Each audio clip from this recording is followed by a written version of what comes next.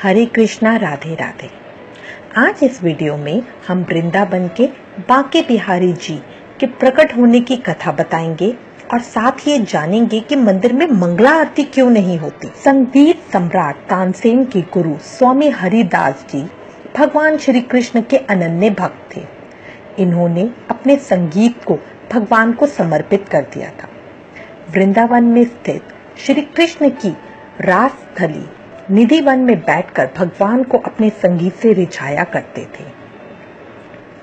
भगवान की भक्ति में डूबकर हरिदास जी जब भी गाने बैठते तो प्रभु में ही लीन हो जाते। इनकी भक्ति और गायन से रीझकर भगवान श्री कृष्ण इनके सामने आ जाते। हरिदास जी मंत्रमुग्ध होकर श्री कृष्ण को दुलार करने लगते। एक दिन इनके एक शिष्य ने कहा, गुरुदेव, आप अकेले ही श्री कृष्ण के दर्शन लाभ पाते हैं, हमें भी सांवरे सलोने के दर्शन करवाएं। इसके बाद हरिदास जी श्री कृष्ण की भक्ति में डूबकर भजन गाने लगे। राधा कृष्ण की युगल जोड़ी प्रकट हुई और अचानक हरिदास जी के स्वर में बदलाव आ गया। श्री कृष्ण और राधा जी ने हरिदास जी के पास रहने की इच्छा प्रकट की। हरिदास जी ने श्री कृष्ण से कहा, प्रभु, मैं तो संत हूँ, आपको लंगोट पहना दूंगा, लेकिन माता को नित्य आभूषण कहाँ से लाके दूंगा। भक्त की बात सुनकर श्री कृष्ण मुस्कुराए और राधा कृष्ण की युगल जोड़ी एक होकर एक विग्रह के रूप में प्रकट हुई। हरिदास जी ने इसी विग्रह को बांके बिहारी नाम दिया। बांके बिहारी मंदिर में इसी विग्रह के दर्शन होते हैं।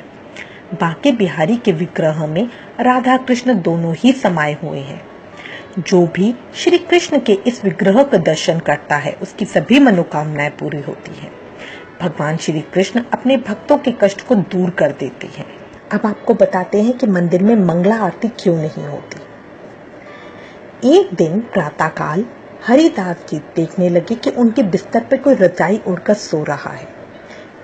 यह देखकर स्वामी जी बोले, अरे, मेरे बिस्तर पे कौन सो रहा है? वहां श्री बिहारी जी स्वयं सो रहे थे। शब्द सुनते ही बिहारी जी निकल भागे, किंतु वे अपनी चूड़ा एवं वंशी को बिस्तर पर रखकर चले गए। स्वामी जी वृद्ध अवस्था में दृष्टि जीर्ण होने के कारण उनको कुछ नजर नहीं आया। इसके पश्चात श्री बांके बिहारी मंदिर के पुजारी ने जब मंदिर के कपाट खोले तो उन्हें श्री बांके बिहारी जी के पालने में चूड़ा एवं वंशी नजर नहीं आए, किंतु मंदिर का दरवाजा बंद था। आश्चर्यचकित होकर पुजारी जी निधि वन में स्वामी जी के पास आए एवं स्वामी जी को सभी बातें बताई। स्वामी जी बोले, प्रातःकाल कोई मेरे पलंग पे सोया हुआ था, वो जाते वक्त कुछ छोड़ गया है। तब पुजारी जी ने प्रत्यक्ष देखा कि पलंग पर श्री बांके बिहारी जी की चूड़ा वंशी विराजमान है। इससे प्रमाणित होता है कि श्री बांके बिहारी जी रात को रास करने के लिए निधिवन जाते हैं। इसी कारण से प्रातः श्री बिहारी जी की मंगला आरती नहीं होती, कारण रात्रि में रास करके यहाँ बिहारी जी आते हैं। अतः प्रातः शयन में बाधा डाल के उनकी आरती करना अपराध है। यहाँ के गोसाइयों का कहना है कि ठाकुर जी नित्य रात्रि में रात से थककर भोर में शयन करते हैं, उस समय उन्हें जगाना उचित नहीं। इसीलिए बांके बिहारी मंदिर में साल में सिर्फ एक बार मंगला आरती होती है, जन्माष्टमी वाले दिन। ठाकुर जी के दर्शन प्रातः 9 बजे से दोपहर 12 बजे तक तथा शाम को 6 बजे से रात्रि 9 बजे तक होते हैं। विशेष तिथि उपलक्षानुसार समय परिवर्तन कर दिया जाता है।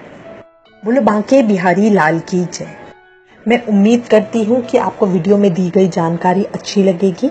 इससे रिलेटेड अगर आपके पास कोई भी कमेंट्स या सजेशन है तो प्लीज हमें लिखिएगा।